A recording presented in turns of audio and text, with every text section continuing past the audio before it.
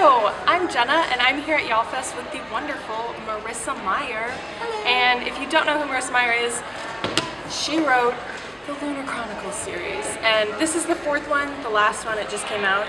This is Winter. It's huge. It's enormous. Like I can't even imagine.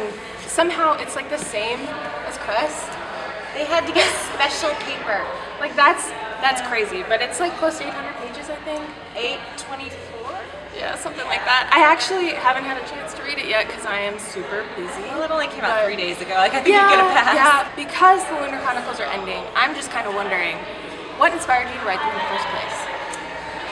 Oh golly, so way back many years ago, I heard of a writing contest happening online, and the host of the contest had made a list of about 10 things, and you had to choose 2 things from the list and include them in a short story.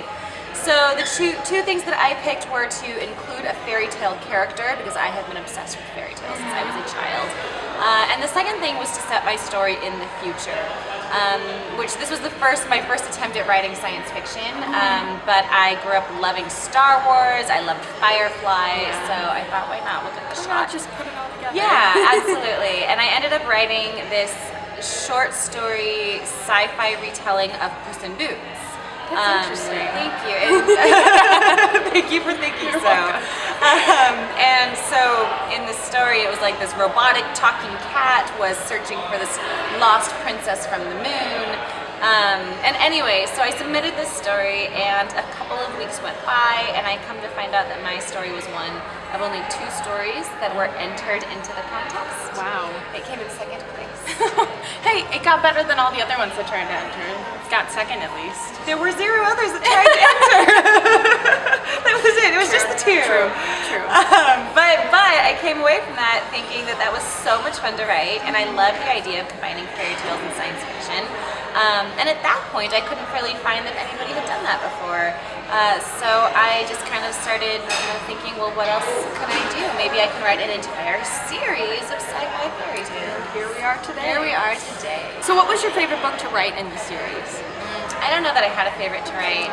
There were parts of each of them that I loved, that was a lot of fun. You know, they each definitely have my favorite scenes that were really enjoyable. And then each of them had their own challenges and moments in the story when I felt like I was beating my head against the desk. And so there are parts that I loved and parts that I loved less with each book. Understandable. So there wasn't like an easiest or hardest to write? No, well, I mean, easiest. Scarlet was probably the easiest, which is weird because a lot of writers feel that their second book is the most difficult.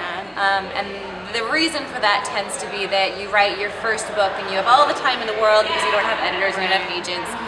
And then you sell that first book and suddenly there's pressure, there's deadline for the second one. Well, for me, I had actually written the first drafts of Cinder, Scarlet, and Crest before the series sold. That's interesting. So then when the series sold, I already had a lot of Scarlet finished already, and so that one kind of felt like a breeze. And then after that, they became progressively more difficult, and Winter is definitely the hardest. So did you say you wrote like the first drafts of all 3 of the first ones, but did you have any idea where Winter was going, or was it just kind of like figuring out where it led? I had a good idea. I mean, I had an outline. Of course, that outline totally changed from what actually ended up being in the book. But no, so I had a general idea. Of course, I knew that it was going to be Snow White, and so I knew kind of the conflict between the evil queen and Princess Winter, and also Cinder, who is of course the main character. And I also had a very good idea of how the series was going to end. You know, I kind of knew the broad scope of the story really early on, so I knew where it was going. So did you plan on it being 800 pages, or No, did it all just pour out of you? Oh gosh, it did not pour out of me at all. It was a struggle. Every page was a struggle. And 800 pages is a long time to struggle. It was. It just kept growing, and of course it makes sense because every book in the series adds more characters. So now by Winter we have 9 main characters plus a few villains thrown in the mix, and there's subplots and character arcs and 4 romantic subplots, and everything has to be resolved, and it all has to kind of keep pace, and you can't leave anybody behind, and so there's just a lot tie up. A lot to tie up, Yeah. a lot of story packed in. So I did not expect it to be that big, but Just kinda as I happened. was writing it, it just So did you always know who's going to end up together for the romantic yeah. people? Yeah. And largely that's fairy tale based. I mean, Right. I knew which fairy tales I was retelling, and therefore I knew, you know, Cinderella has her Prince Charming, and Rapunzel has her Prince Charming, and you know, Snow White has her Snow White Prince has her Prince Charming. All you kinds know, of Prince so. Charming. Did you have a favorite couple, or do you like them all equally? I like them all. I like them all for their own particular reasons and different things that I love about each couple.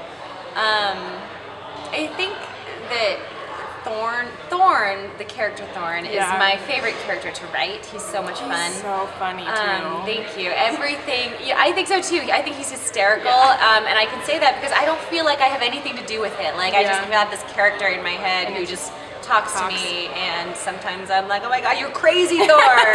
Really, I gotta write it down. You know. Yeah, but so he's fun writing, and therefore his romance with Cress is fun to write, just because he cracks me up so much. But all of the romances, I mean, I'm a romance girl at heart, so I like get so excited when I finally get to a kiss scene. Especially if you like fairy tales, like you gotta love the romance, or else they're just not that fun. Absolutely. So obviously, the Lunar Chronicles is over, unfortunately. I have heard whispers that your next book is titled Heartless, and it's supposed to be like an Alice in Wonderland retelling? It is not a retelling, it's actually a prequel. Oh, okay. So it takes place in Lewis Carroll's Wonderland before Alice dropped in.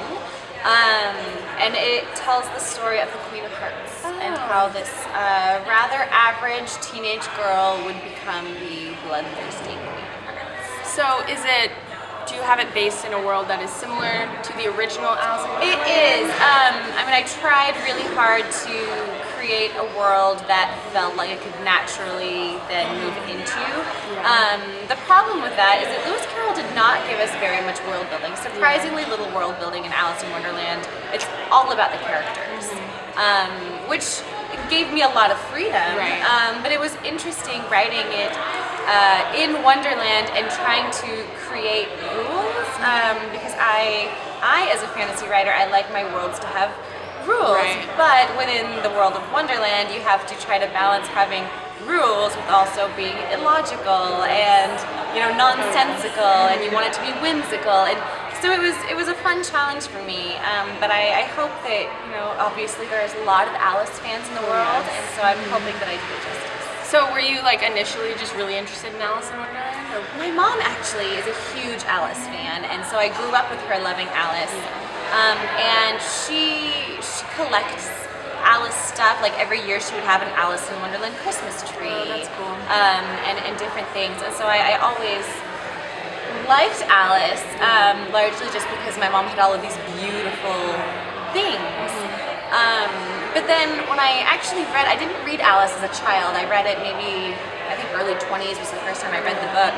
And I did not love the book. I liked stories that had plot.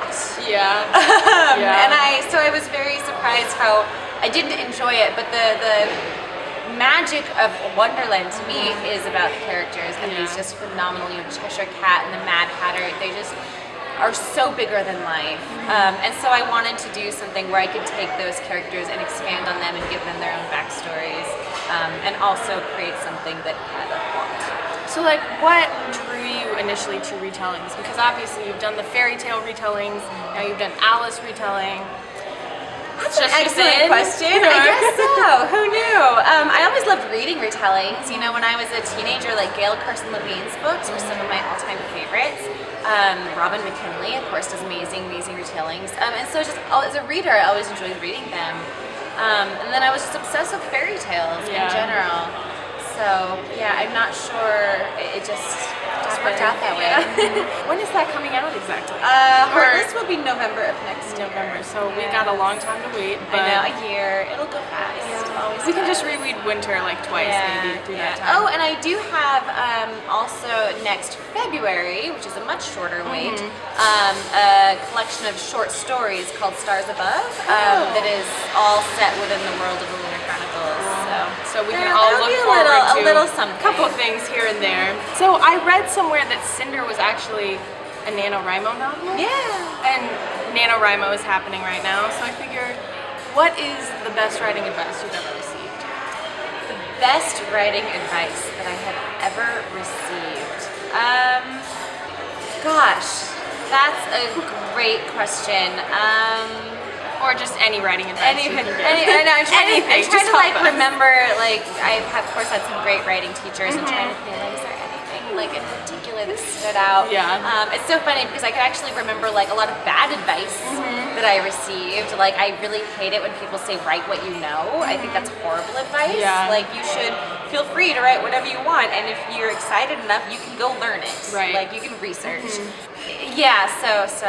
Yeah. I think that's good advice. Okay. Don't necessarily write what you know. Yeah, I think you have to write. It's so important to choose what you write based on what you are excited about, what you're passionate about. And there's, when I started writing the Lunar Chronicles, this was before Hunger Games, before Divergent, and you were told, as a writer, the industry said you can't sell science fiction to teenagers. Everybody believed that teenagers would not read science fiction. They were not interested in science fiction.